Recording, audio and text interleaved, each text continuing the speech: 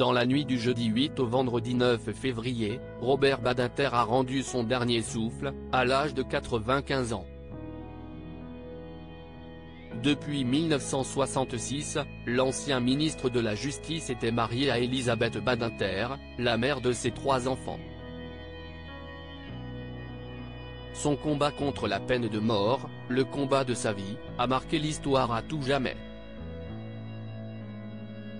Dans la nuit de jeudi à vendredi, Robert Badinter s'est éteint, à l'âge de 95 ans. L'homme aux 1000 vies, qui fut avocat, garde des Sceaux de François Mitterrand, président du Conseil constitutionnel ou encore sénateur, a notamment eu droit à un hommage d'Emmanuel Macron. Avocat, garde des Sceaux, homme de l'abolition de la peine de mort. Robert Badinter ne cessa jamais de plaider pour les Lumières. Il était une figure du siècle, une conscience républicaine, l'esprit français, a écrit le président sur sa page X.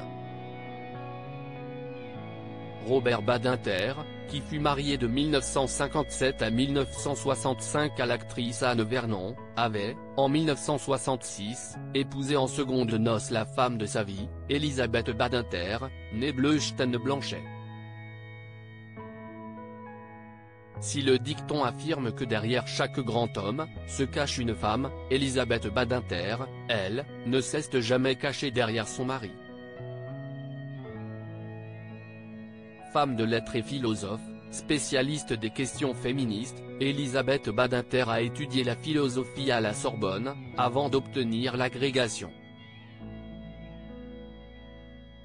Auteur de nombreux essais sur le siècle des Lumières, sa période historique de prédilection, la femme de lettres a écrit un seul ouvrage avec son époux, Condorcet.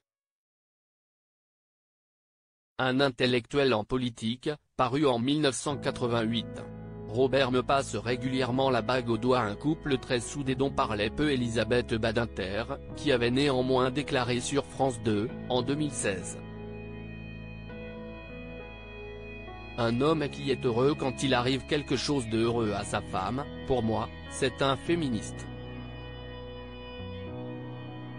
Elisabeth et Robert Badinter, qui s'étaient mariés à la synagogue de la Victoire, à Paris lorsqu'elle avait 22 ans et lui 38, sont parents de 3 enfants, Judith, Simon et Benjamin.